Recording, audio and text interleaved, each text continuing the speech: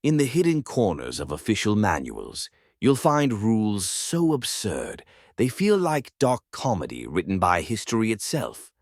Doctors once banned left-handed surgeons. Soldiers were court-martialed for smiling in formation. Prisoners were punished for sneezing too loudly. These weren't rumors, they were written laws. Some are still there, waiting like ghosts in dusty handbooks. So tonight, we're diving deep into the 50 dumbest medical, prison, and military rules that somehow survived logic. Ready to question who actually writes these rules of order?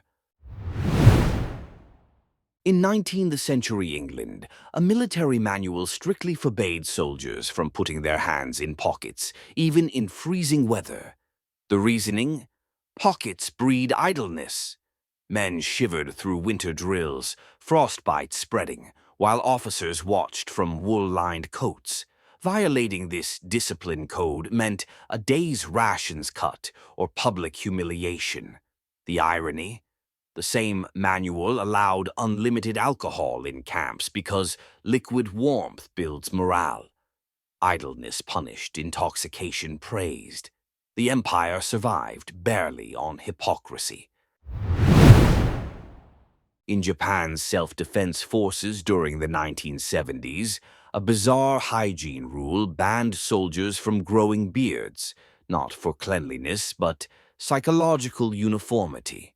Commanders believed facial hair could spark rebellion by personal identity projection. One soldier was court-disciplined after shaving designs during off-duty hours. His crime? Unauthorized individuality. The irony? Japan's ancient samurai wore glorious beards as symbols of honor. Yet, in modern barracks, manhood itself became contraband. Until 2019, prisons in Florida, USA, banned inmates from receiving any books containing staples. Yes, staples. Officials claimed they could be turned into weapons. Hundreds of books, from The Diary of Anne Frank to Moby Dick, were destroyed for having two tiny metal pins. When writers protested, a warden replied coldly, "We favor safety over imagination." In a system already built on confinement, even words had to be disarmed. During World War II, the Soviet Red Army issued an unbelievable order. Soldiers were forbidden to sleep facing west. Commanders claimed the west is the enemy's direction, and turning toward it weakens resolve. Exhausted men lay in trenches, twisting awkwardly to face east through bombardments. Violators were accused of symbolic betrayal. Thousands froze with their loyalty literally facing sunrise. Faith enforced by compass, not conscience. In 19th century Parisian hospitals, a rule required surgeons to wear black frock coats while operating. The belief, dark cloth, concealed divine suffering. No gloves, no sterilization, just blood soaking through elegant wool. When one doctor suggested white for cleanliness, he was dismissed as aesthetic heretic. Decades later, germ theory proved him right, but by then black had already claimed countless lives in the name of professional decorum. In the U.S. Army's 1942 Field Manual, soldiers were explicitly told not to swim alone, even in bathtubs. Yes, bathing unsupervised was classified as solo aquatic risk. This wasn't satire. A private in Texas was reprimanded for washing in a tin tub without a buddy. The military called it reckless endangerment. Apparently, America's bravest could storm Normandy, but not the bathroom, without supervision. In a 1960s Philippine prison, guards enforced a law that every inmate must smile during roll call. Frowning was a mark of rebellion. Even prisoners awaiting execution had to grin for inspection or lose visitation rights. Psychologists later described it as institutionalized gaslighting. The state wanted cheerful criminals, not honest expressions. The result? a prison where despair was punished more severely than crime itself. Victorian Britain's medical councils once declared that female nurses must never sit while on duty, even if patients were stable or asleep. Sitting was seen as moral decay. Women fainted in corridors, forbidden to rest during 12-hour shifts. One hospital in Liverpool punished a nurse who briefly leaned on a wall, accusing her of slothful posture. The same men who wrote these laws spent their rounds seated in velvet chairs. In North Korea's military hospitals, there exists a rule banning foreign words inside surgical rooms. Doctors caught saying scalpel or anesthesia were punished for linguistic treason. Instead, they must use awkward native phrases like cutting knife of people's care. Operations became comical chants of patriotic jargon. One defector surgeon recalled, "We were more afraid of saying English than making mistakes with the patient.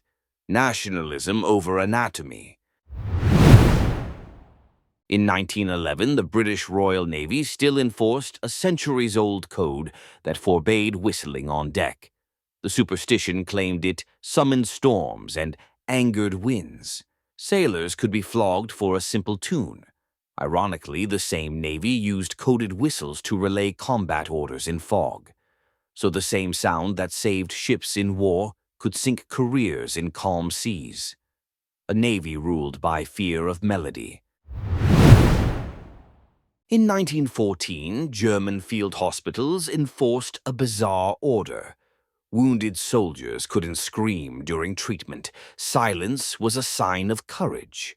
Medics who reported excessive noise were ordered to inject morphine, not to relieve pain, but to quiet the patient. Diaries describe soldiers biting bullets until their jaws broke. The policy lasted 3 years before being replaced by another absurd rule. Patients must thank their doctor immediately after surgery, even while half-conscious. Obedience was the cure for agony. In 1950s Britain, military parachutists had a humiliating ritual. Before every jump, they had to recite the Queen's name aloud. The belief, loyalty prevents fear. One officer was grounded for forgetting to mention Her Majesty mid-air.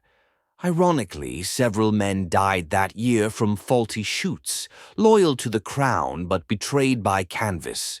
When Parliament questioned the rule, officials defended it as psychological unity.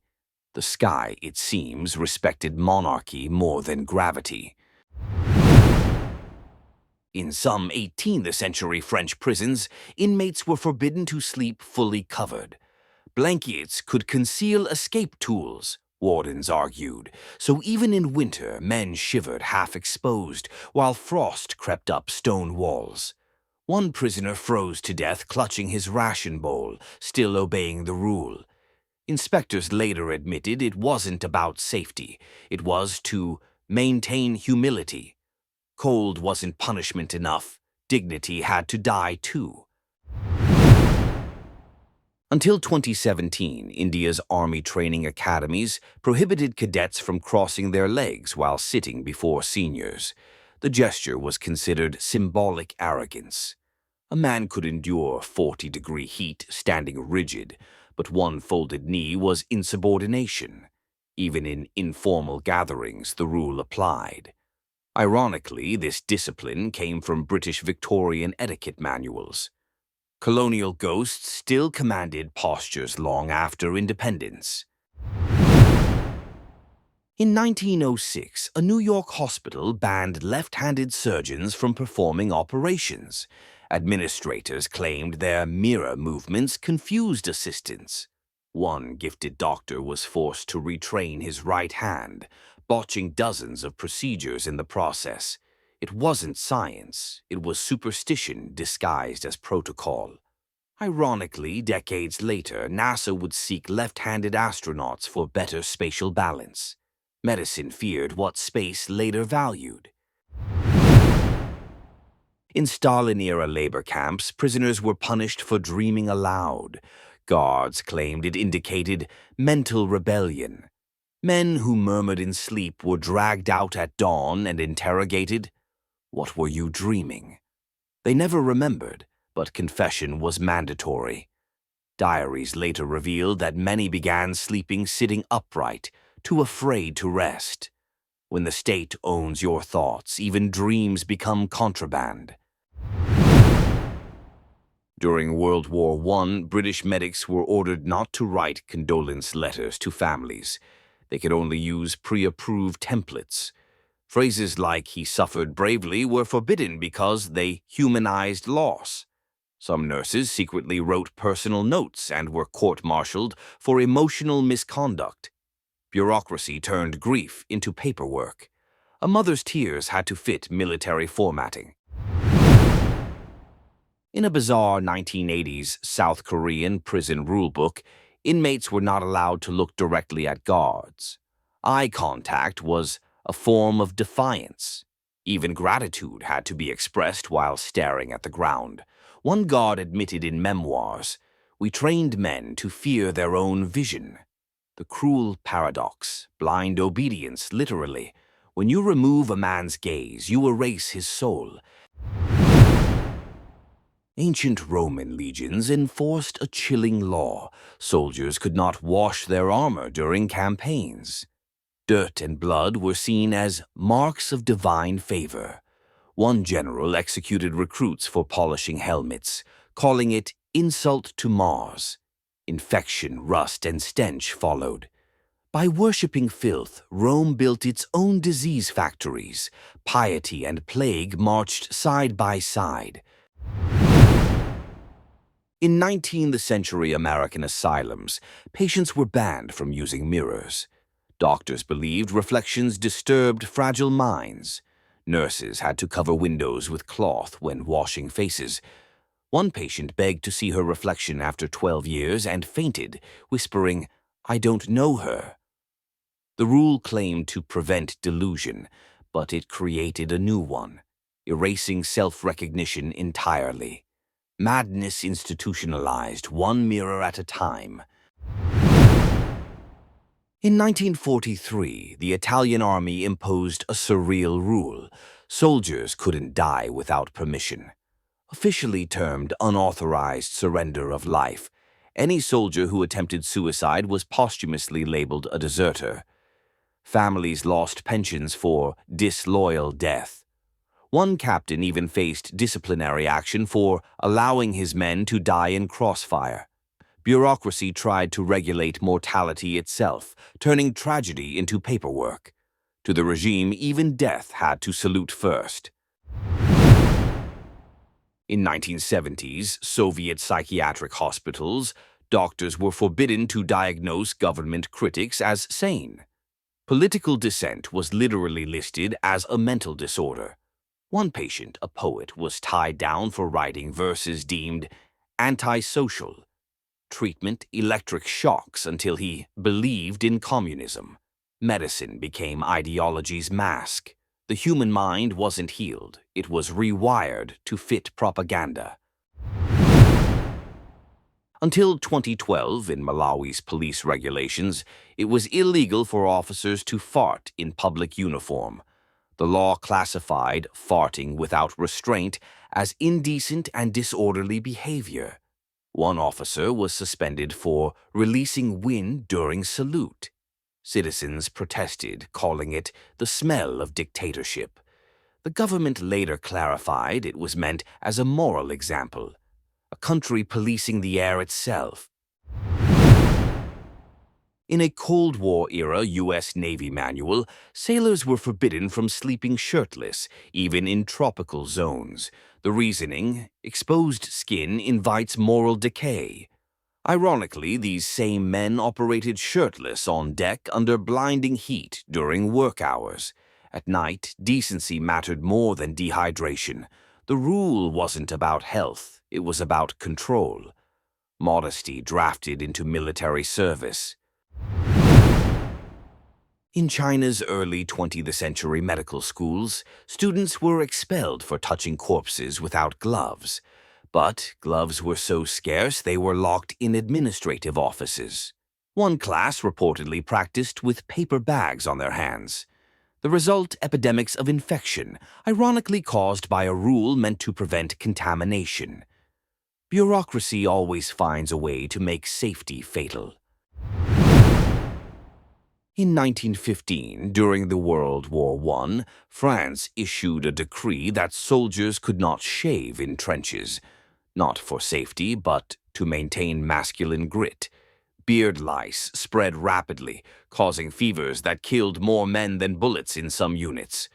When soldiers protested, officers said, "Patriotism requires discomfort." It did, and it came with a beard full of disease. Until the 1990s, Israeli prisons prohibited inmates from reading poetry unless it was religious. Secular verses promote rebellion, claimed wardens. One prisoner wrote secret poems on toilet paper and was sentenced to solitary confinement for literary subversion. The regime feared metaphors more than weapons. Words that dared to feel were treated as threats. In 18th century Austria, doctors were banned from performing autopsies on nobility. It was disrespect to divine blood. Yet nobles often died from unknown illnesses that could have saved others through study. One physician secretly dissected a duke's corpse and was exiled. His notes later proved the cause: lead poisoning from the family's silverware. Science punished for touching privilege. During Vietnam's war years, U.S. soldiers were ordered to burn excess ammunition rather than return it. The logic: avoid accounting errors. Explosions wasted tons of shells while frontline units begged for supplies. One officer joked bitterly, "We're winning battles against inventory." Bureaucracy's war efficiency, destroying resources to prove control. In 1930s Spain, psychiatric patients were forced to attend Sunday Mass in silence, even atheists. Guards watched for blasphemous blinking. Yes, blinking. One man was beaten for closing his eyes during prayer. Officials said it showed mental rejection of divine grace. When faith becomes mandatory, even involuntary eye movement becomes sin. Religion turned from sanctuary to surveillance. In 1952, the U.S. Air Force issued a bizarre grooming law. Mustaches must not extend beyond the corners of the mouth by more than half an inch. Pilots measured facial hair with rulers before inspection. One ace was grounded mid-mission for non-compliant whisker length. The irony? He'd shot down 5 enemy planes that week. Bureaucracy doesn't care for valor. It only trims it to regulation size. In a 19th century Russian prison, inmates were forbidden to die without confessing. If a man lost consciousness before repentance, guards forced open his mouth and whispered prayers inside, to save his soul by proxy. Priests recorded it as partial forgiveness. Even in death, the state demanded cooperation. The body was property, the soul, state jurisdiction. In the 1940s, Britain's War Office circulated an official notice banning talking animals from morale posters. One artist had drawn a cartoon dog giving safety advice. The ministry claimed animals cannot instruct men. The poster was destroyed, though it had boosted soldiers' spirits. Later, psychologists found humor improved survival rates, but by then, bureaucracy had already silenced the dog. During Mao's Cultural Revolution, Chinese hospitals ordered that all patients face portraits of Chairman Mao during recovery. Beds were repositioned so even unconscious bodies pointed toward his image. Nurses had to rotate dying patients before their final breath. To die facing the wrong direction was counter-revolutionary. In a system where loyalty outlived life, even corpses needed ideological alignment. In 1963, at a South African military base, soldiers were banned from singing offbeat rhythms. Syncopation, said commanders, was a gateway to rebellion. Jazz was treated as subversion. One drummer was court-martialed for tapping during inspection. Meanwhile, the apartheid regime played its own rhythm, control disguised as order. When the beat of freedom terrifies power, even drums become dissent. In the 1930s, British asylums enforced a haunting rule. Patients could not look at clocks. Time, they said, disturbed stability. Days blended into endless present, driving many deeper into psychosis. One nurse later wrote, "They took away their time and called it treatment." When control hides behind compassion, madness isn't cured, it's manufactured. Until 2018, in Turkey's prisons, inmates were not allowed to own pencils longer than 10 centimeters.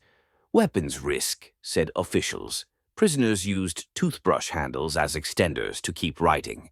One journalist smuggled out an entire memoir written in tiny script on cigarette papers.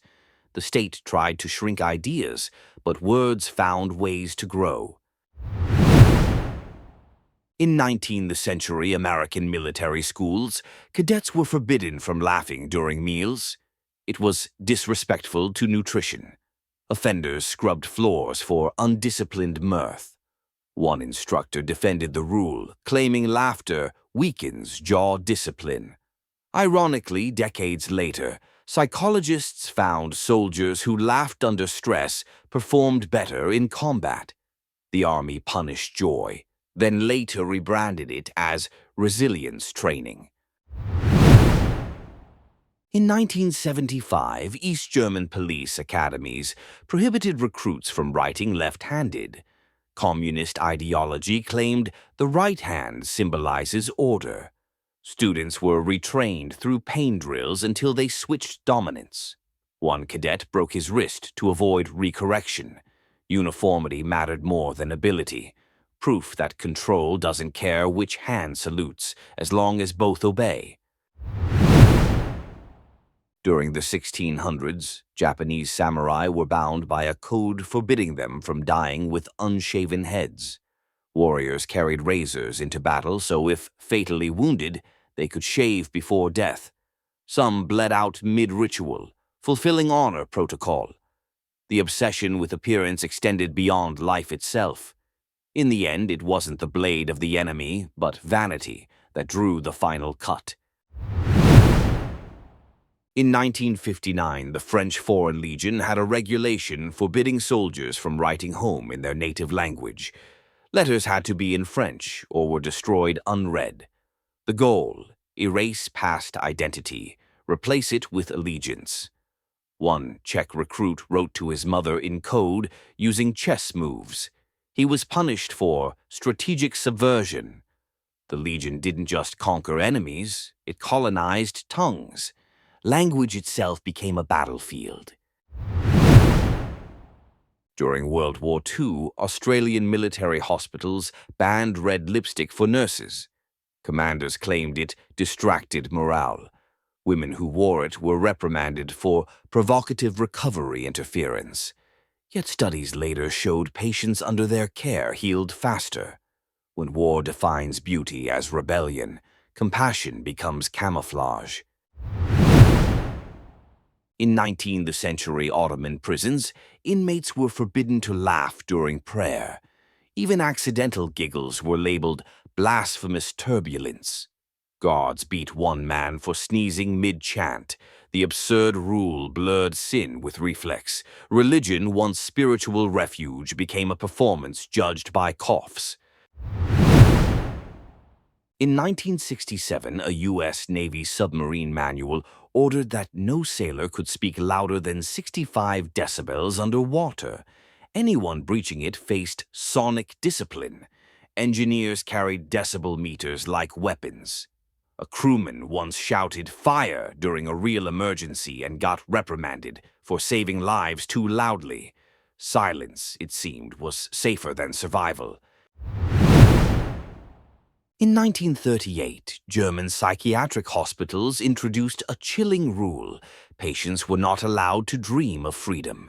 If they described hopeful visions during therapy, they were labeled delusional optimists and denied meals. One patient wrote, "Only my sleep is free," and they came for that too. Totalitarianism doesn't stop at waking hours. It colonizes your night.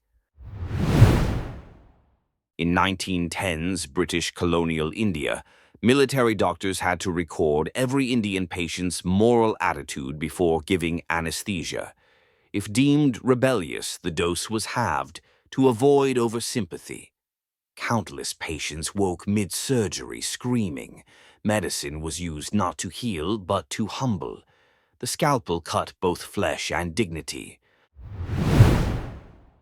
In 1950's East German prisons, prisoners were required to applaud the guards every morning during roll call. Silence meant anti-state sentiment. Some clapped until their hands bled to avoid punishment. The applause echoed through concrete halls, a standing ovation for their own captivity.